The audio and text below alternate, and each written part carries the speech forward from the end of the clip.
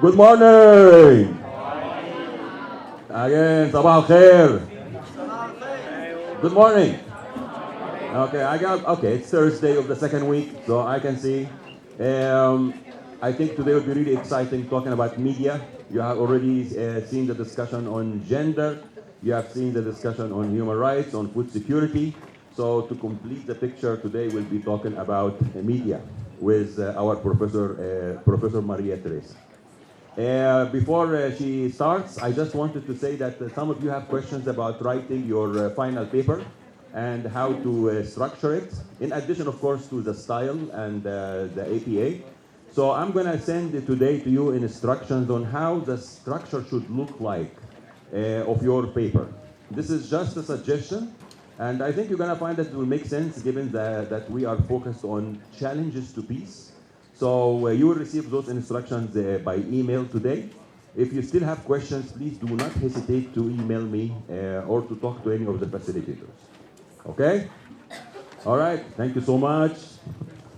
Thank you. Good morning, everybody. How are you today? Tired? Yeah. Yeah, I can see your faces. But I hope that today we can have a good discussion. I think this is a very interesting topic that the majority of you might have an idea, but not really sure about how that media ideas connect to peace. So we're going to talk about that a little bit. But before starting, I would like to know how many of you study communications or journalism? So you can raise your hand, like it's just for me to know. Okay, so not too many. How many of you have worked on communications for, I don't know, like a political leader or for an NGO or for even a company? Have you worked on PR? Yeah. Okay, so that's different. Like we have more people on that. Good. This is for me to know more or less who might know something, so I can count on you later on. Because as I go, I will have different questions. I don't want to be just me talking. I want to hear your ideas too, because I know for media, the majority of us will have an opinion, will have an idea, and I would like to know your ideas too. If you have any questions at any point, just raise your hand and we can have it. I plan to have some time at the end for questions too, but I know sometimes it's easier to ask the question while you have it, while we're talking about that issue. So if you are okay with that, just raise your hand. So let's start with this session, Media, Conflict, and Peace. For some of you, I think this might be kind of a rare connection, but you will figure it out that there are many points in common, and that's why we're including the idea of media. So for today, we are going to have like three main questions to answer. So the first one is, what is communication? This seems like a silly question, but we need to have a common standard for what we understand for communication. Then, what is media? Because again, this is another question that might seem silly, but we will figure out that they have many connotations. And the last one will be, what's the relationship between media and peace? So this is where we're going to get into deeper at the very end of the session, and then you will discuss more about this in your seminar groups. So let's start with communication. So who wants to help me here? What is communication?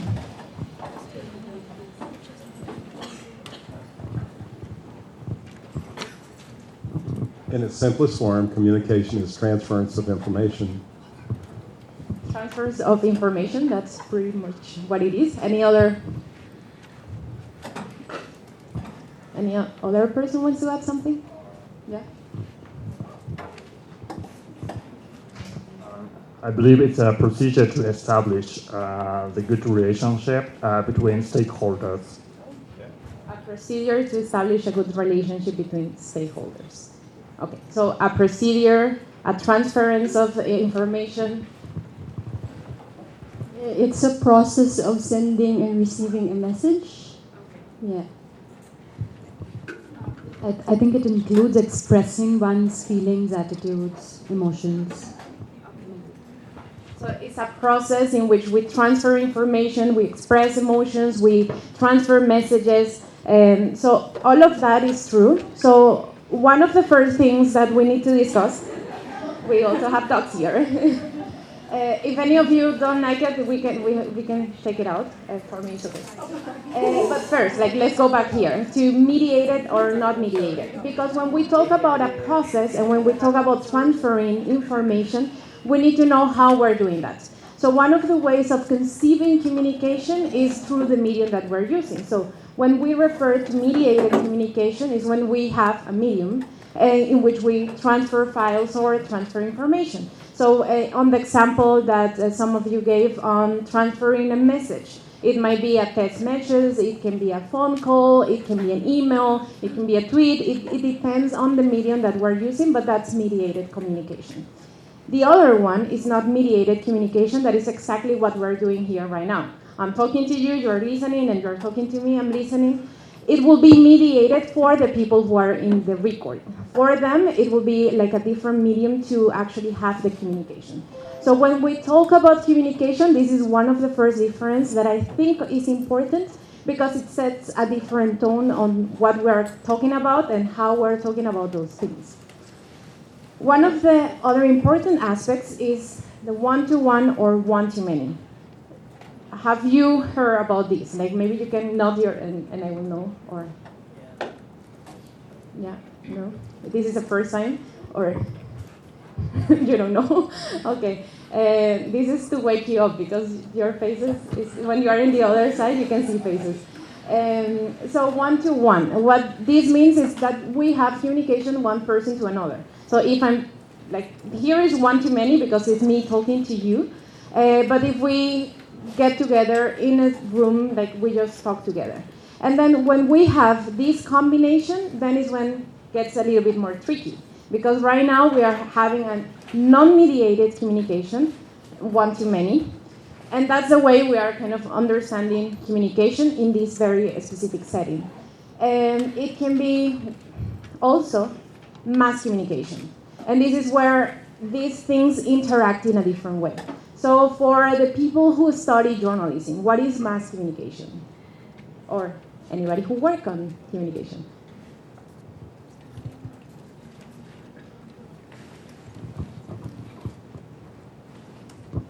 I'm just taking a shot here. I would think that that's like radio, newspaper, where it's being put out to thousands. Anybody else wants to add something? Okay.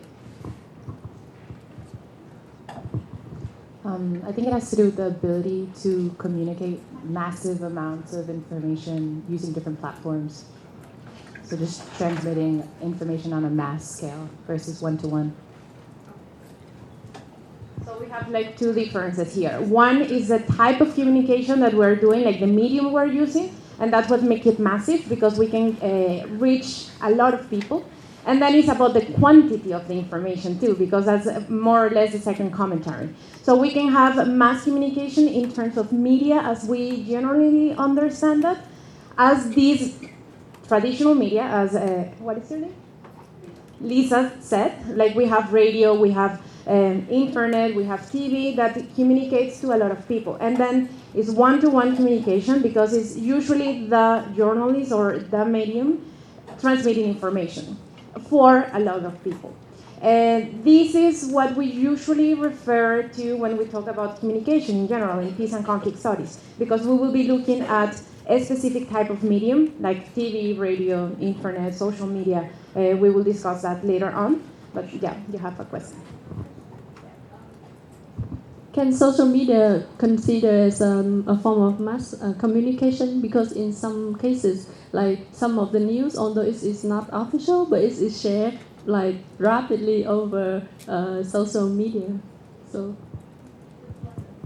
Yes, basically social media is a form of mass media too, because it connects different people at different levels in different places. So this is what we call now new media, and we will go that later. But then there is one important part on communication is who gets to transfer information, who participates in communication. So who participates in this? I think everyone, yeah, but let's try to make it a little bit more specific maybe. Journalists, okay, so that's one. we have journalists, and I want you to consider journalists not only as the person you see in the medium, like in the TV holding the microphone, but also all of the media personnel that works around the media, the production and the content and the separation, the edition, because it's a lot of people. It's not only that person who you can see or the person writing the tweets, it's somebody else behind that, and this makes media a huge sector in any economy, in any country, and it's very important to understand that connects people beyond what we see as the face. And then you say us. And us, and right now with social media, is more like citizen journalism, is a form of participatory communication in which all of us can have a voice. And this is what is challenging now communication as we know it.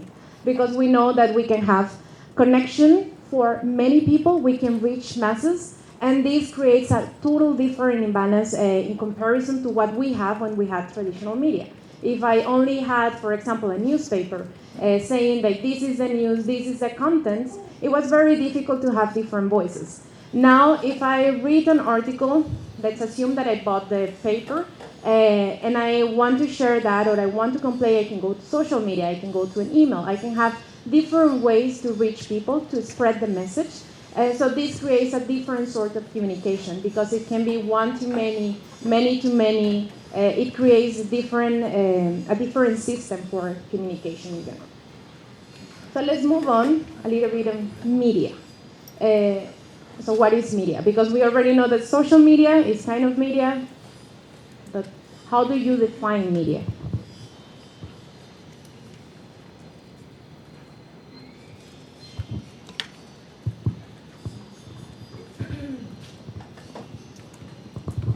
It's the bridge between the informators and the audience. The bridge between information and audience. What else? Media is the platform we use to communicate. It's a platform. Basically, it's a platform that creates a bridge between different audiences, between different people. So what we talk about media.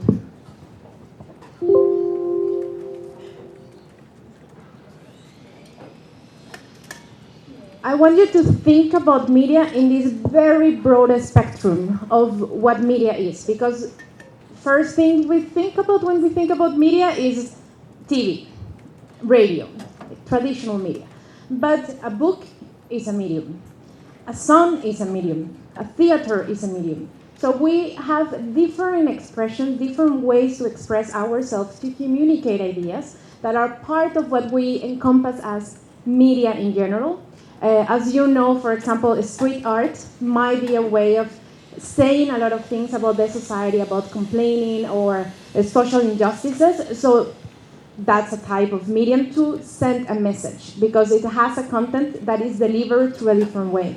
And books, I think, is one of the most interesting mediums, because it can transport you to a different place, a different idea. It can put you in different ways. So, for example, if you read a novel, maybe you fall in love with the character. And that's a thing that is occurring just in the book and in your mind.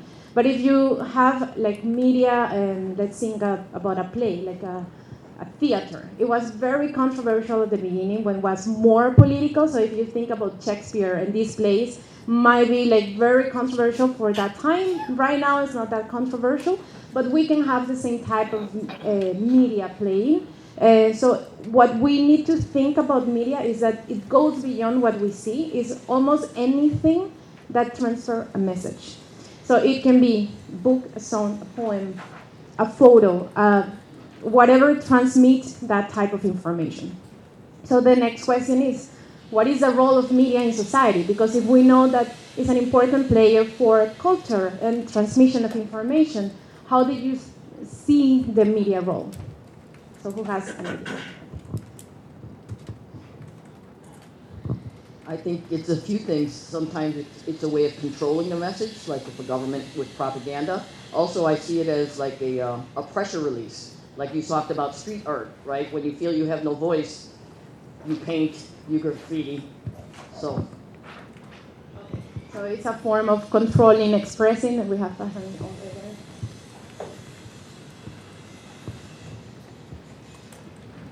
My submission media, the role of media in a society is to transform a society and to awaken a society.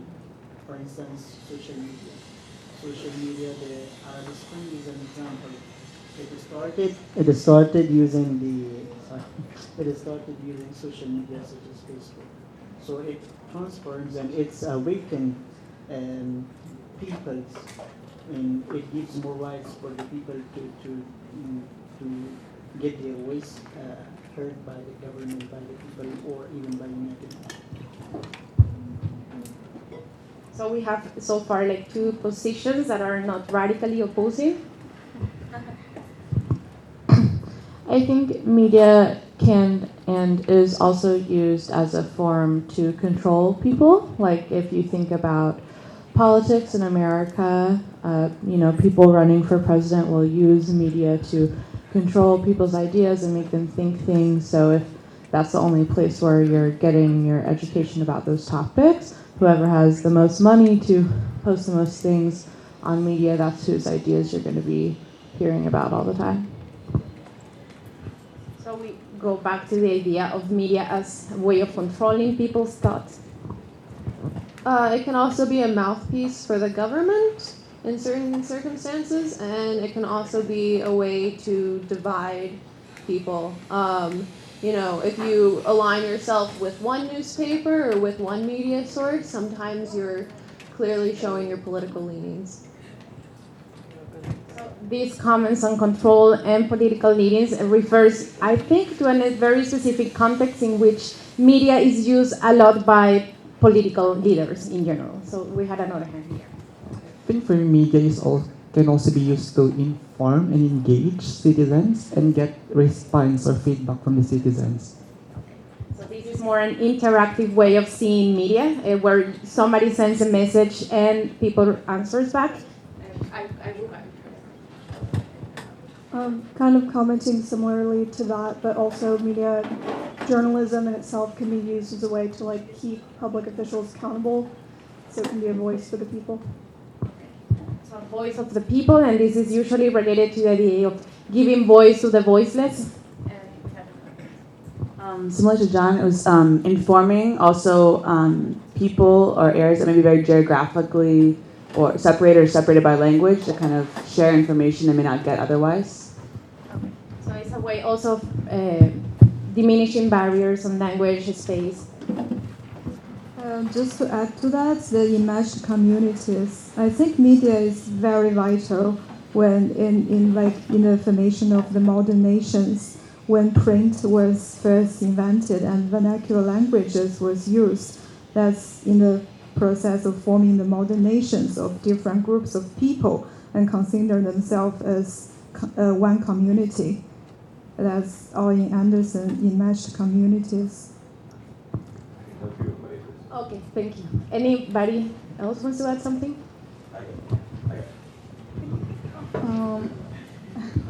And also to portray realities and to interpret them. Okay, to portray realities and interpret them.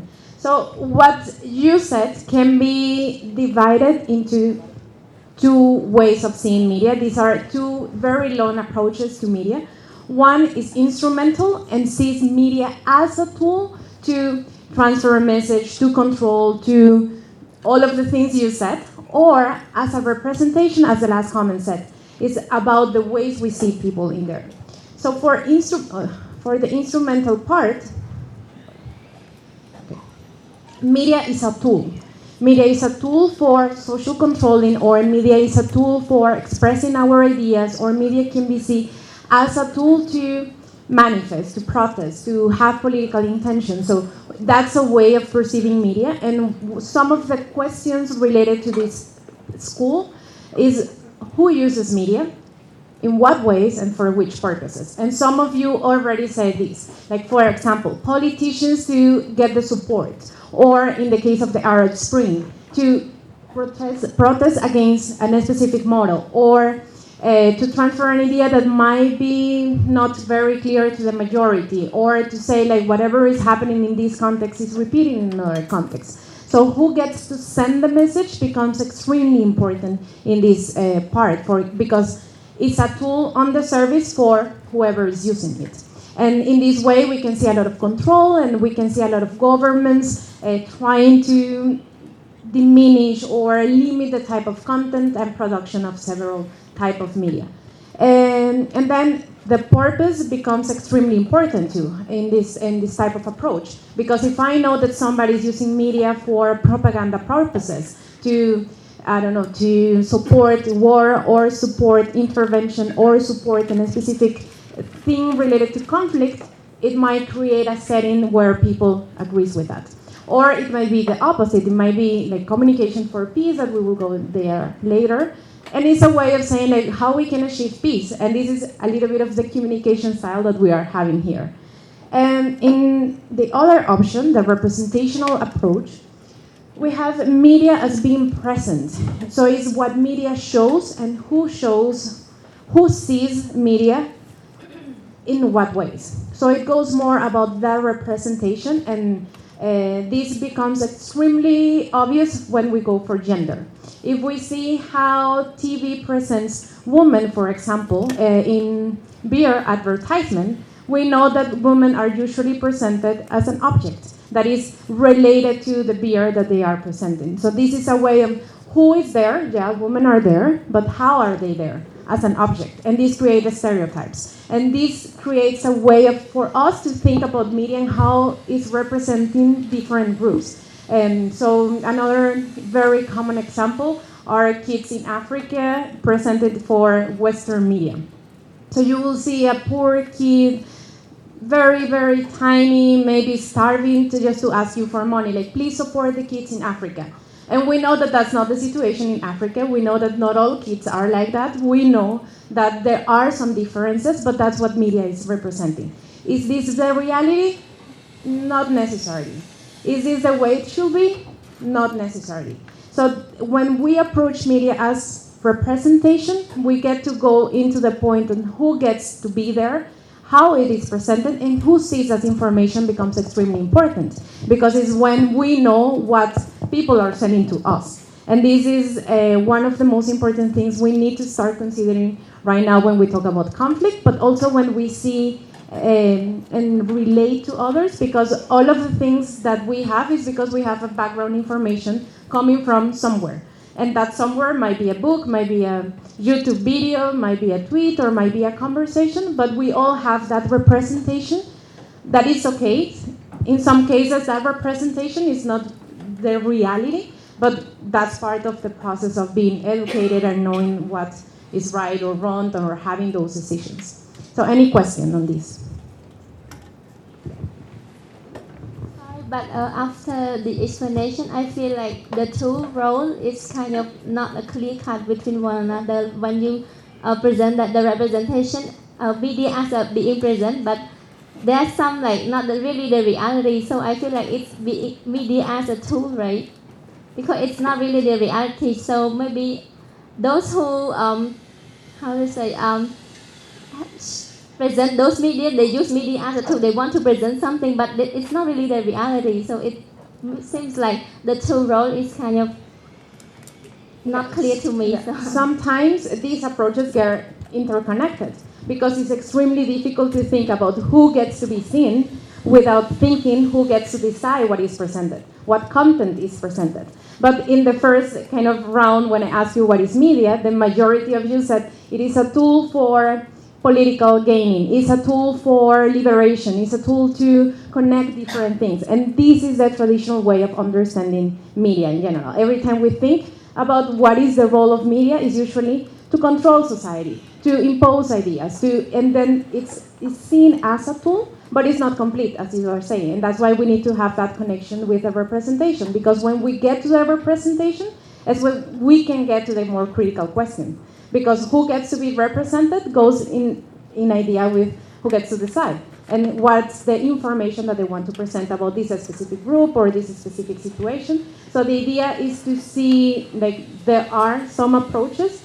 I don't think none of them can be without the other, because it's a combination, and we're going to go there in the next one. But it's extremely difficult to see just one after we know, because when we don't know, we just see one of the ideas of media as a tool. Any other question? So these two roles are interconnected as I understand it, but if you want to put it in a graph, they are not separate circles. Rather, I would say the representational role is within the circle of instrumental role. Is that correct? Or another type of relationship? You can for sure create those relationships. This is just an academic way of teaching these things. Because if we have the separation, then we can say, okay, who gets to show might be related to the production, might be related to the ownership of the media. And this relates to who uses media and for what purposes. So you can make those connections, and that's exactly what we're going to do now. I will go. Because when we go for media components is when we talk about these issues of who gets to be shown, who gets to be seen. And I want you to understand media as a complex system. It's not a line as we usually draw communication. It goes back and forward. Many people participate, and that's why having this instrumental representation cannot be properly understood without knowing the medium, without knowing how it works. And the media components are production, dissemination, content, and reception. For production, it refers to everything that is produced by the media. In the production, we need to know who gets to decide what goes for the media, what information is covered, and how is it covered, at what time is covered, because it's all about the production of the information that will be transmitted. Then the dissemination goes, again, about this information, like how am I going to transfer what I created to a group? And then this becomes related to the type of medium. For example, am I going to show it as a video? Am I going to show it as a photo essay? Am I going to show it as a play? Or do I have the space to show this in traditional media? So the dissemination goes for how do I reach the masses? How do I reach the public? How do I reach the audience that I want to reach? And then we go for the content that is also related to who gets to produce, who gets to disseminate, because the content is what we want to transfer. That's information. That's the core of the communication. If I don't have a message, if I don't have anything to say, then what's the purpose of that? And then reception. And this is when it becomes interactive. This is where audiences receive the information and you start asking these questions more critical way, like why am I receiving this information from this part of the country in this way, or why these people are talking about this other group in this manner, or all of the questions that you might have. So this is all interconnected, and this is why media becomes extremely complicated and at the same time extremely important for peace and conflict studies, because we know now that production is related to the who. And media ownership, I don't know if you have looked in your countries, how is the ownership of the main media? Have you ever asked yourself who controls media in your country? So governments, 1. Big corporations, 2. Political parties, 3. But there are some private sector. It might not be like big corporations, because, for example, if we have small community radios, that's usually owned by small communities. And that's a different type of people who are the owners of the media, and they are presenting different type of information. And now with social media, this also becomes different, because if I own a phone and I become a citizen journalist, then I'm producing information, and I'm the owner of my medium, because I'm using the social media that I prefer to use. So this is slowly changing on who gets to produce information and what type of content is presented. And then the who is also important for the audience, because if I know that I'm, let's say, well, it will be a real example, because we will be interviewing Amar for different communication purposes for the university. As you know, Amar was vice rector, is a UN consultant, is a professor, so he has many roles. So in my role of interviewing him, I need to decide what type of content am I going to ask to him. And that goes for the production too, and the dissemination. Like if I want to present AMR as UP's faculty, it will be my audience, who? Students, right? If I want to present AMR as a UN consultant, who will be my audience? Head of states, might be students. I reach a broader audience. Stakeholders, so I expand the idea of who gets to receive that information. But if I say only AMR as vice rector of UPs, who am I talking to? Faculty it could be past people who were at UPs, it can be people who are interested in this role. So it changes completely the discussion. And in this idea, if I say I'm only going to talk to students, then I'm saying like it will be a population between, 25, 35 years. So what type of media should I use? If you want to get information about a professor. 25 to 35 age group. 25 to 35 years. Social media or even broadcasting. So social media, broadcasting, so something more interactive, something newer somehow. But if I say that I want to talk to politicians, that is part of the UN part of AMR. What type of media should I use? What?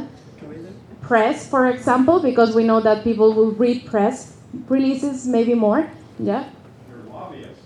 You lobby, and this is a very important type of communication when we talk about politics and how we spread political message. We lobby, we make one-to-one. It's not mass communication. It's a different way to communicate. What else?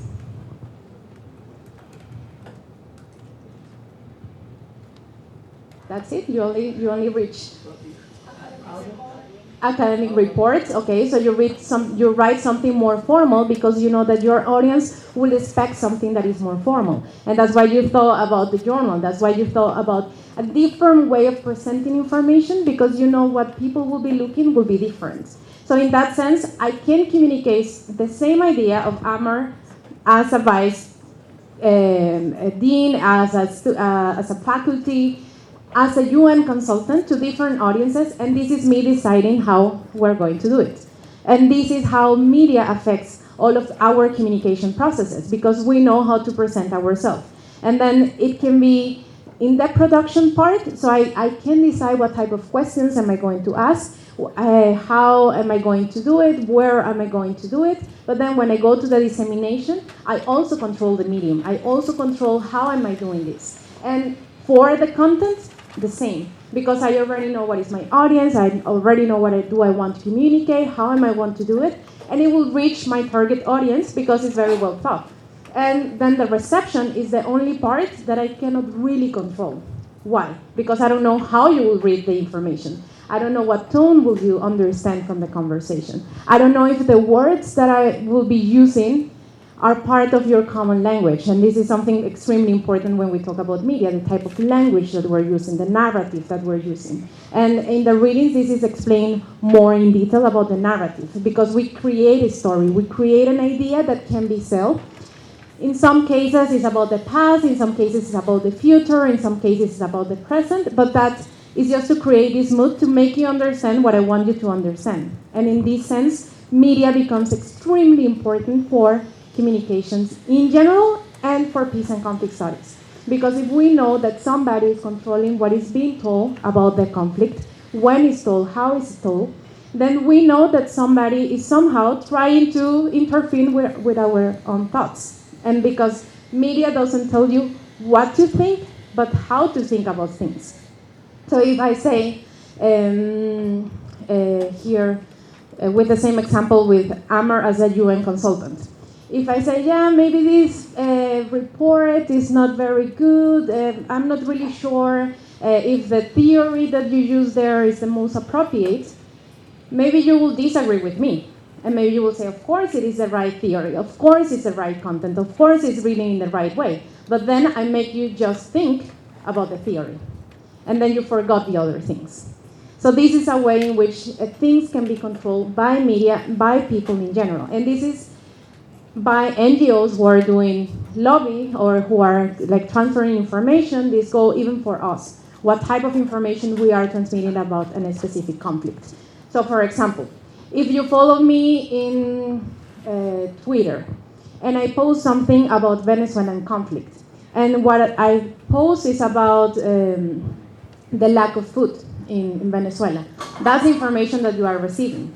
And I'm saying you, like, people are starving, people are suffering, and that's the image that you will have about Venezuela. If, on the contrary, I just post things about Venezuela winning medals on competitions for whatever sport, then you will say, oh, Venezuela have a nice sport group, they have good support, and then you will see things in a different manner if you only follow me. But if you follow me and follow somebody else, let's say Juan Carlos, that is also from Venezuela, and while I post things of people starving, he posts things of people just having big lunches and things, you will be confused. You will say, okay, what is this? Like, what type of information am I getting? And if you are curious enough, you will look for a third way of understanding the conflict. And this is more or less the challenge that you should be having right now in your countries, in your conflicts, in the things that you are imagining, because you already know that things are different. And this is part of the communication system in general on who gets to decide and how do we receive the information.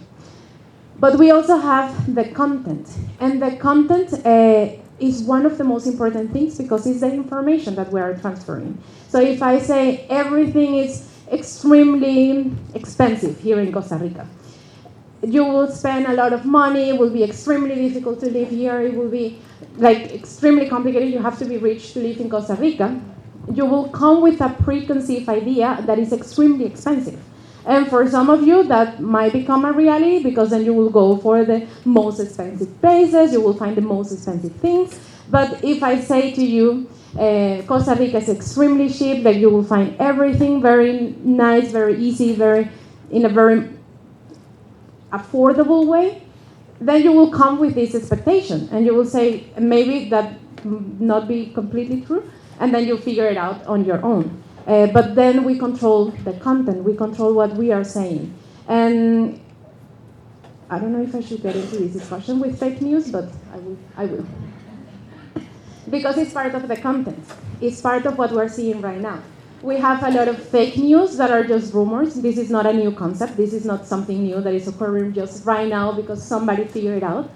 In the history in general, we have rumors. We have people spreading things that are lies just to convince others about other things. So when we talk about content, when we have a fake news, it's because we have something that is real, that needs to be diminished, that needs to be taken out, that needs to be erased from the conversation. And sometimes we don't know how to separate what is fake from what is real because fake news now are extremely good. I don't know if you have seen the video from Obama that the Oxford Institute made. They grab different images from Obama talking in different speeches, and they make a speech that seems like to be Obama talking about war as he was convincing people about going somewhere. I don't really remember the content, but it was extremely good. If I post that, like Obama is calling everybody to go to war, with that video, people will believe it. And this is something that is changing right now because new media, new technologies are allowing to have this manipulation of information, manipulation of people, and then we need to be aware of that. And this is a little bit of media literacy. Have you heard about this term before? Media literacy. Yeah, not everybody have known. So from those who knows, who wants to explain what is media literacy?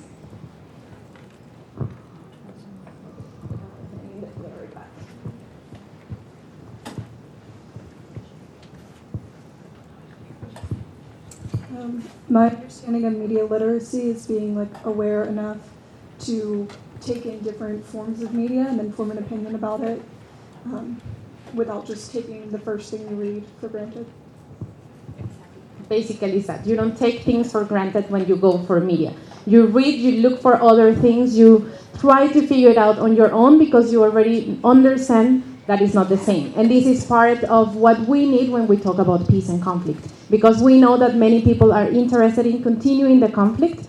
Not too many are interested in getting peace, because peace is not that worthy. Like if we go for money, the majority of the people who are making money is about war, is about weapons, is about the development of new technologies, of new things that are not necessarily related to peace. Peace is less interested in that way. But let's move a little bit on this, because when we go for media and conflict, we have seen different ways of understanding the role of media. And I want to go back to the idea of traditional media and what it implied. When we have, somebody said Gutenberg, and we started to print, the majority of the media that were decisive in certain conflicts were publications. Like we will have books, we will have manuscripts, we will have pamphlets, we will have this type of reading things that were limited because it was extremely expensive. It was not for everybody. Not everybody will know how to read or how to get that information. And that's the way with every kind of traditional media we have. But something happened with the CNN. Have you heard about the CNN effect? Have some of you, yeah? Who wants to explain what is the CNN effect? I saw some people nodding. What is this? Okay. They were pointing at you. Okay. I can go for it.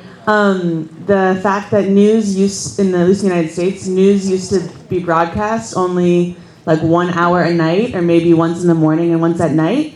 But then 24-hour news channels were created by cable news, and so they have to sort of create enough content to last 24 hours every single day, which means making a lot of things that might not have been considered breaking news or even newsworthy before, now bringing them to people's attention. So it's just changing the way that the importance of different news is sort of put out into the public.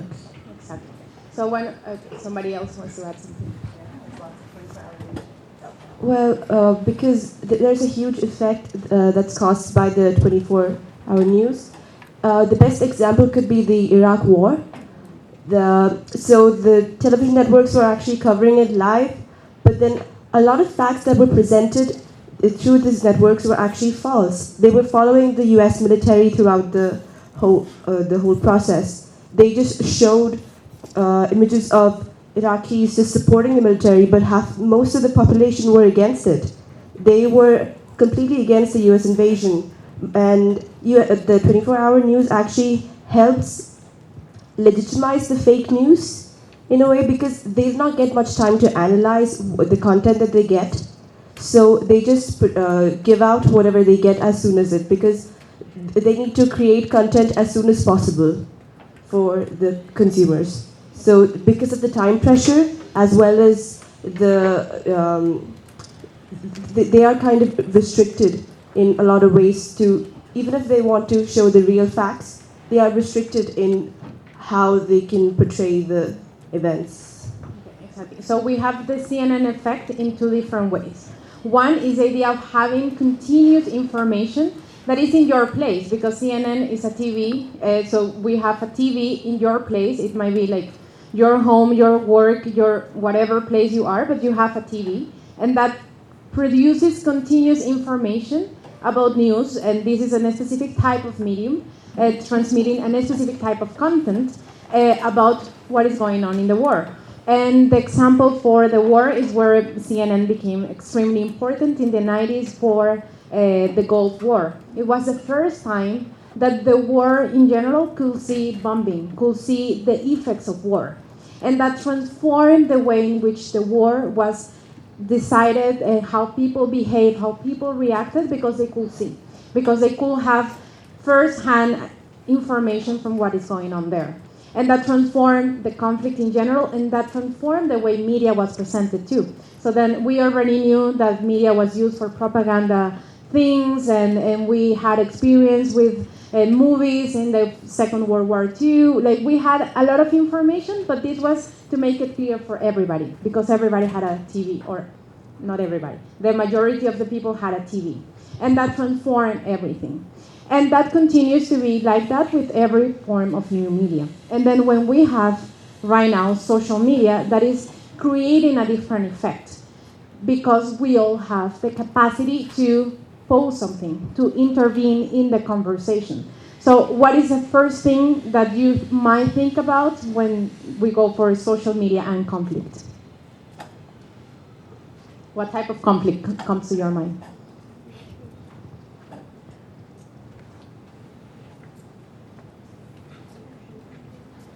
Like a hashtag or something?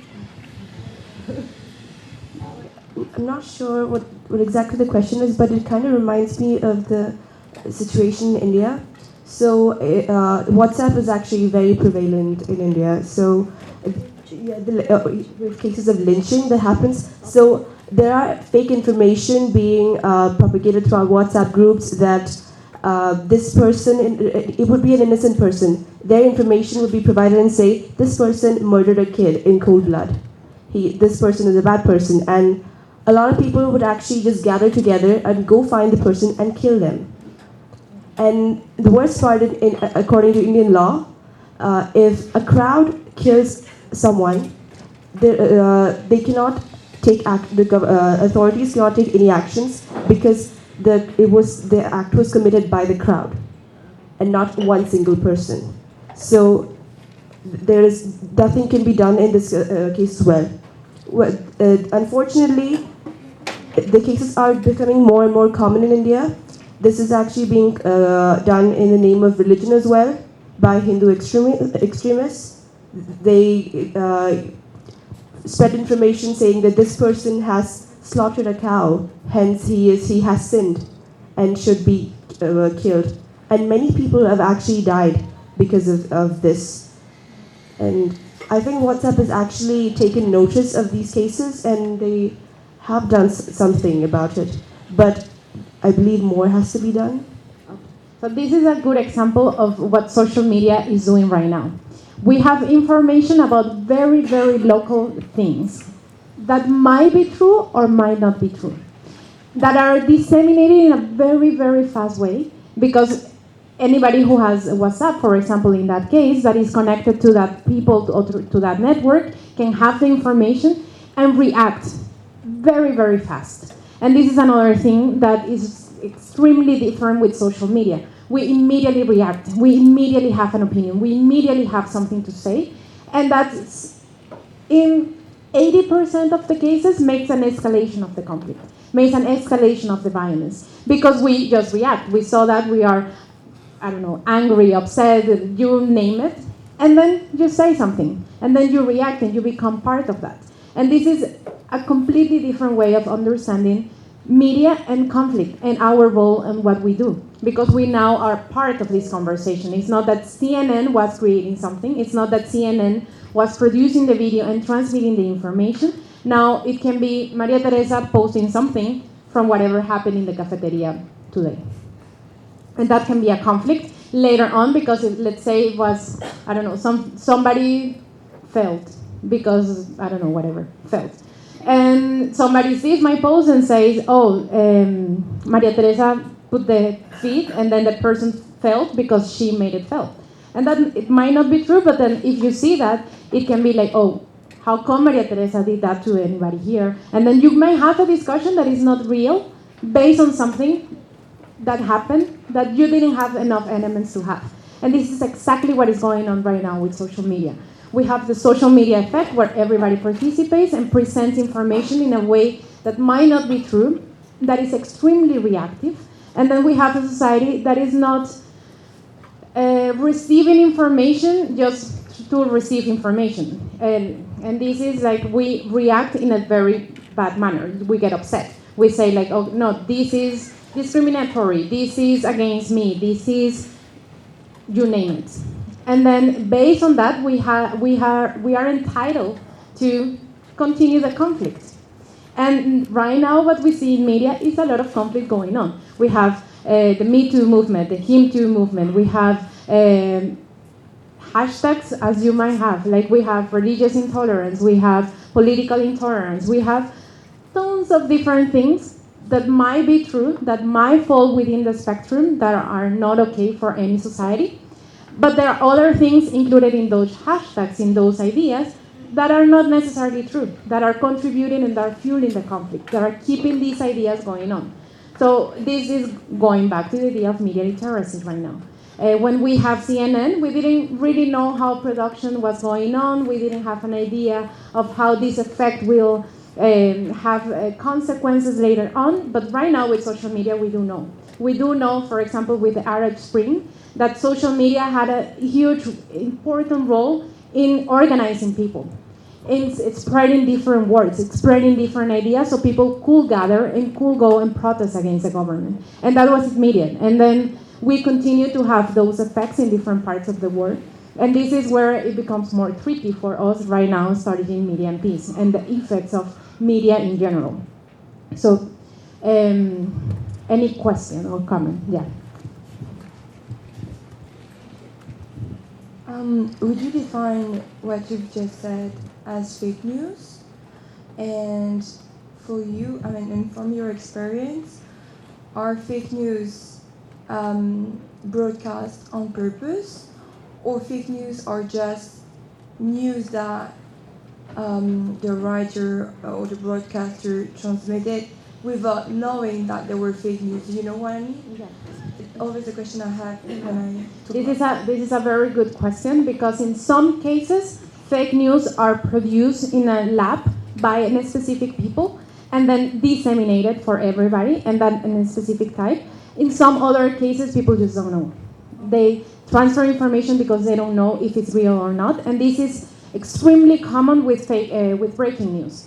So you might have somebody, I don't know, running from Ciudad Colón to El Rodeo, recording something and says like, oh, look, like, I don't know, somebody had an accident here, and might not be true, but because it's the only source of information people have, they replicate to see if somebody says it's not true. So in some cases, might be completely fake, might be produced, and some others, people just don't know. And this is why it becomes so complicated, because in some cases it's true and it's produced. And we have a good example in Venezuela. WhatsApp is also widely used, and at the beginning of the year there was some audio message saying like the government is taking the kids for the military, they want to train them, and that of course raises a lot of questions and problems, because why the government will want to take my kids to the military? We don't want that. And there were like 5 or 6 audios transmitted by WhatsApp, and all of the audios have the same type of information, the same type of range of students, and some people researched that in Venezuela, and they figured out that was produced in a very specific laboratory to make people think about children instead of the political change that was going on in that very specific month. So it's a way of changing the mind of the majorities for something that is more closer to them, that is that makes them think in something that brings different emotions. So this happens a lot. Right now, talking from the Venezuelan perspective, this is extreme, like it's used almost every month. The majority of the things that we know that has been produced in Venezuela for these purposes are produced in Venezuela or in Cuba, with the support of different governments. The government of Venezuela right now has a lot of connections with Russia, China, that they can that they have these labs where they post things that becomes trending topics in Twitter, and then people start remaking that.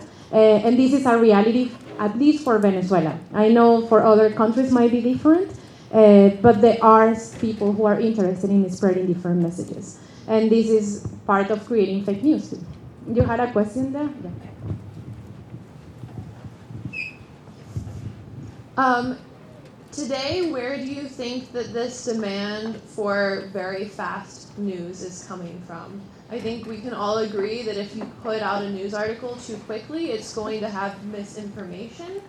But I don't really know if I personally demand constant information and constant and very fast information, because there's no way I'm reading, the news 24 hours a day, and that I really care to know every single piece of information. So is it a money thing? Is it the media sources that are demanding it? Where do you think that this is coming from? This question is something that I usually answer in the class that I will have next semester that is called Freedom of Expression in the Digital Age, because it's a very long answer. In the very short form, I will just say that it's a type of society we have right now.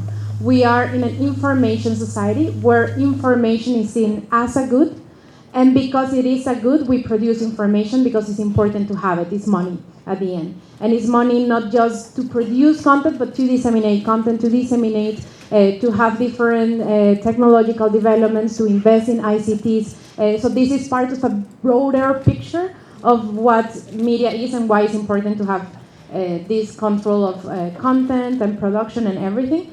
But if you really want to know more about that, just take my class next semester. Okay, so let's... Yes. Thank you. As you mentioned a moment ago, like the fake news, I want to mention something. Thank you. I think it is very, we already know that, or maybe we can say there is an old saying that if you don't read news, you will lose the opportunity to know the world. If you read news, then you will get more fake news from the world. So that, yeah. So that's what I want to say. That such as we can see, like BBC or CNN, they also apologize to some people or some police that they have some fake news for them. And maybe we can take an example that like Hong Kong, these days the Hong Kong violent accidents. There are the police. They always search lots of fake press cards in their scene. So I think it is not only related to fake news, but also related to the journalists who they don't have their license, they don't have the qualification to press the news. And for me, I think as we are individual people, we are.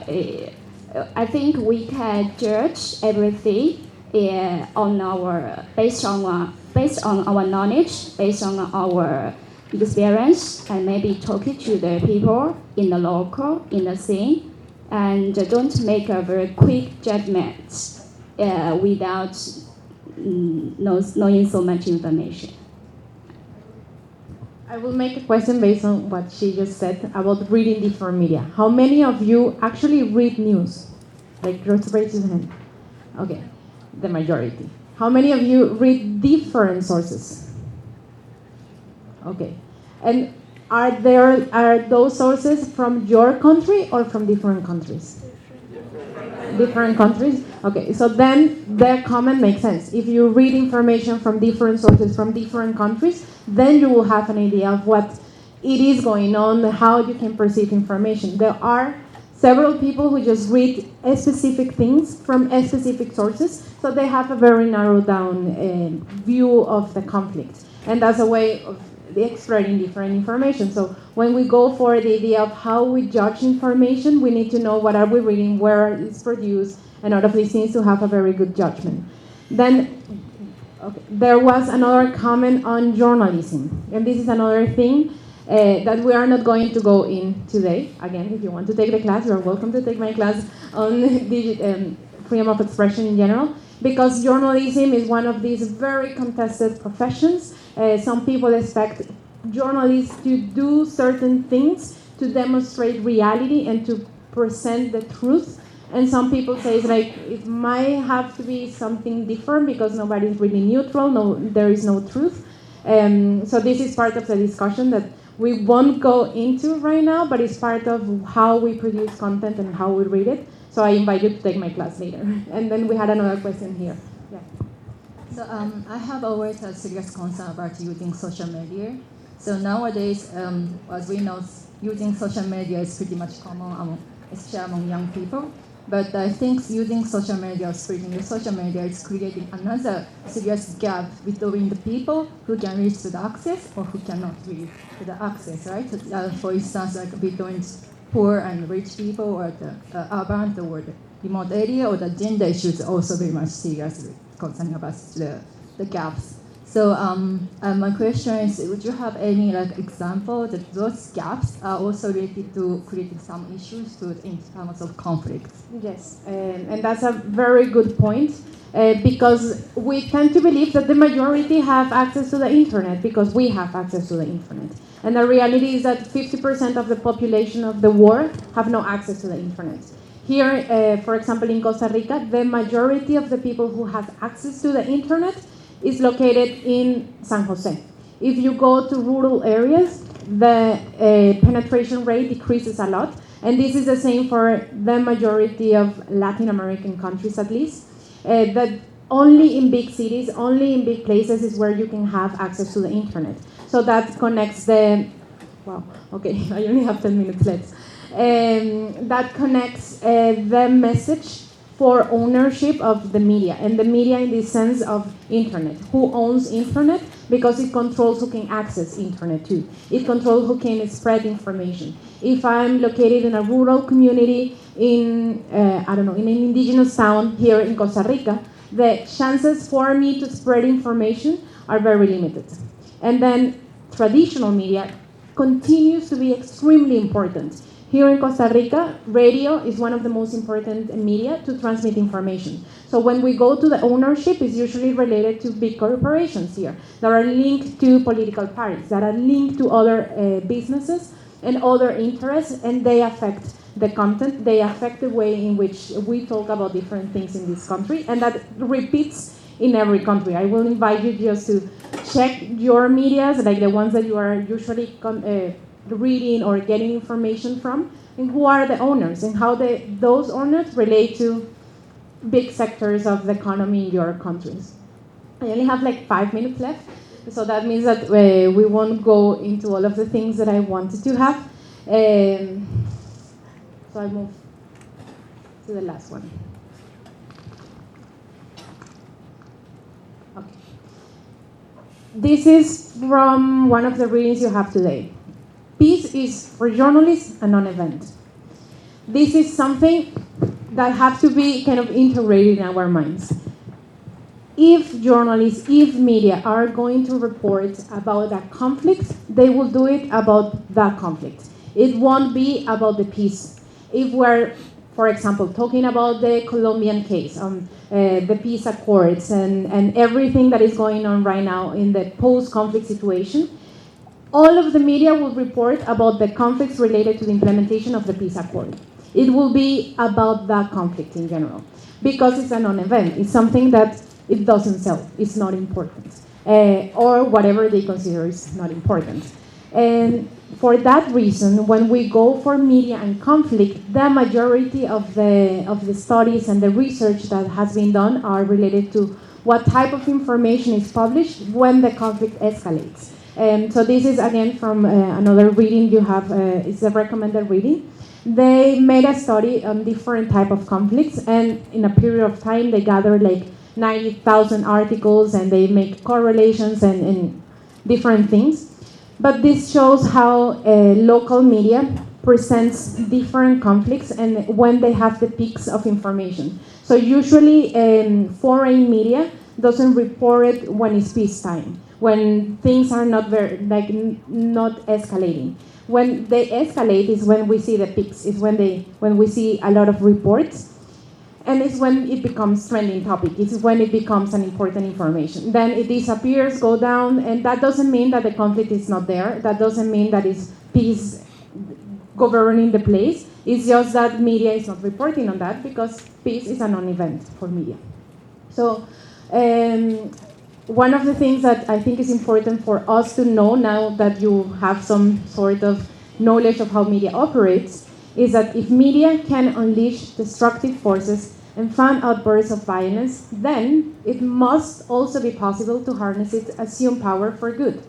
So if we already know that some people are using it for bad purposes, of things that we don't really agree because are fueling conflict, then we should do something for good.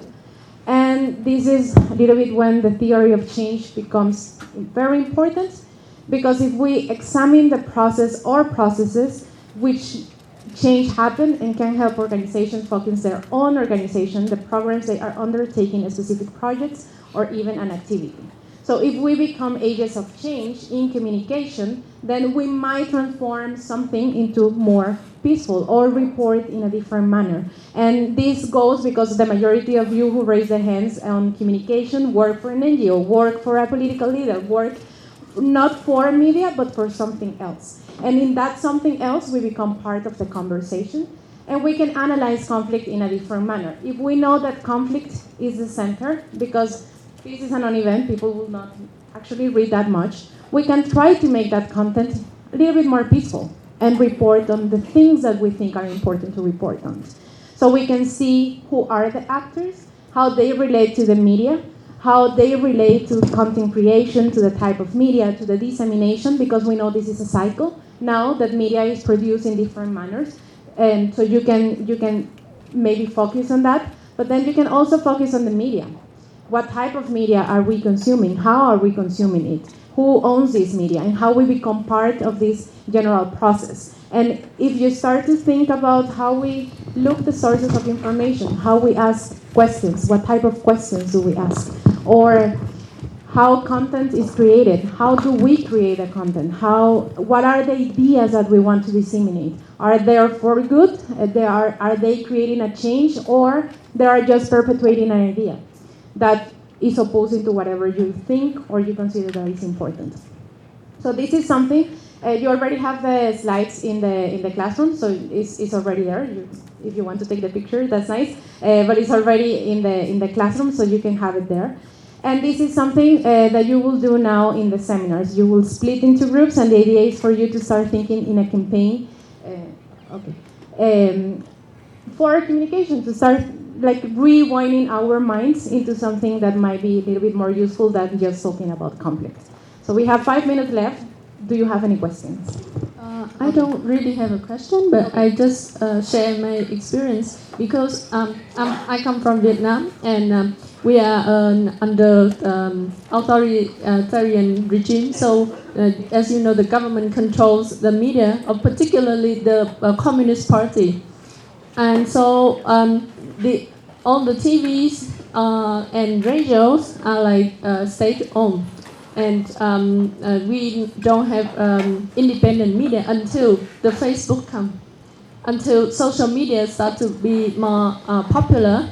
And I just share my experience. In 2016, there is a big pollution that happened in my country caused by a steel production plant.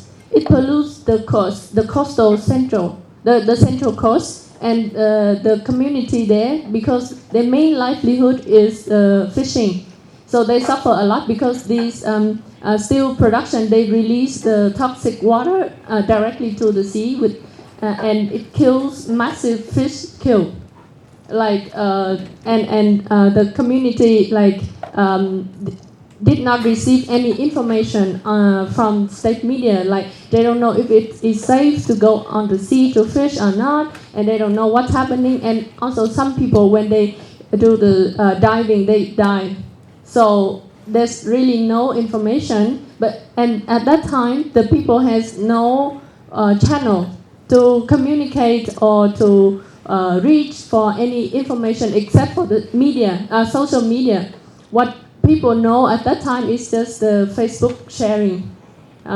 Some people, like, they work for science institution, they posting some information that they think might help the people, and then they started to have a demonstration on the street of some big cities because the people feel pressure, their demands are not met and not addressed by the state media, and they took the street. And I was also joining one of these demonstrations, and we were just a peaceful demonstrator. We bring nothing except the banners. We don't have any weapons. But then the police start to take violence and start to beat up people and like grabbing the banners, and like many violence happens.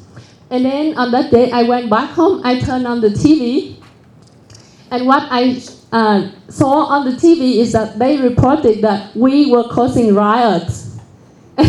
And so at that time, my cousin, she's asked me, because she usually asks me like what things I do, and I share with her. Because I work for environment, so I feel the need to take action as a citizen, just to raise a voice for the voiceless. But when we're back home, and she asked me, you say that you are doing good things for the voiceless, but what I see on the TV is that you are participating in a riot against the state. And that's how they portray us like that. So for countries that don't have independent media like my country, how can we distinguish between fake news and real news, right? Because in this case, the state media news is actually against the people. Is it considered fake news, or what we share in the media fake news? That's just my thoughts. That's 1,000 million question because it happens everywhere. I am pretty sure that anybody who has been in a natural disaster have had some sort of similar thing. I know in Japan, when Fukushima happened, several things similar happen. In Venezuela, happens all the time. Like any place where there is a protest, a social protest against government or institutions or any political power or economic power, it usually happens that the media presents something, and that's why media ownership becomes extremely important.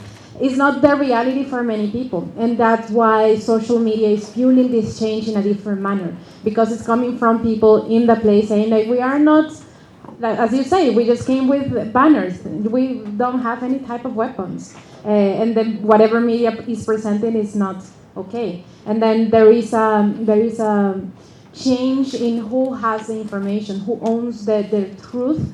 And now that we are in this new way of framing things, there is no one single truth, because depending on the frame that I use, it will be presented in a different manner. And one of the readings you have goes in depth into the idea of framing and narrative, and I really recommend you to go for details on that, because it will explain more on how we might have answered this question. We have another one here. Okay. So you basically just touched my question a little bit just now, because my question is, if there is the so-called communicable truth in any kind of news, because either for the so-called good purposes or bad purposes, there's always a purpose. It seems like someone is always trying to put a subjective into it. So my question is, if any kind of media is not capable of communicating any sort of truth, do you think if there's another solution, or we're just completely living in this simulacra thing? I think the core of your question is what we consider truth. Because if we say there is only one truth, then media can communicate that truth. If we say there are different ways of seeing an event and might not be necessarily truth, then many people can participate in the discussion, and then media can present those alternatives, that can present those voices. And then media is not the presenter of the truth, it's just a presenter or the space where these ideas can converge. But that depends on how we perceive truth. I don't think there is one single truth in every of these cases. So what I see media like is more like a space where we can all have an idea, where we can all share, and is more. I don't like this word, but this is a general way of saying that the social media is more democratic medium because anybody can participate. There are many ups and downs on that idea, but the general thought that anybody can participate now in the discussion is what for me is important about media. It's not about that truth, it's about who participates and what is said in the media. And we have another question there. Just a quick comment. Thank you very much for the comprehensive presentation. I just want to share with students that UNESCO is probably the one UN agency with a mandate on information and communication. And if you're really interested in these issues, I encourage you to go to UNESCO website and and to learn more about it. Yeah, training on fake news, on hate speech, and etc. That's really interesting for those who are interested. Thank you. Yeah, thank you. We have been working with UNESCO office here, so if any of you is interested in UNESCO's related topics, it's possible to stay here and do an internship with them. We have had people in the past who have had internship with them, with the WordPress Freedom Day and with the Day to fight against the crimes against journalists. We usually have events too, and if any of you is interested in these topics, just let me know. My research is based on safety of journalists, and we have been working a lot with UNESCO in general on these topics. So no more questions because we have no time. But if any of you wants to ask something, just find me around here and enjoy the seminar. Bye. Okay, so as we finished 5 minutes late, so let us resume in the seminars at 10:30. So you have 25 minutes of break. Thank you.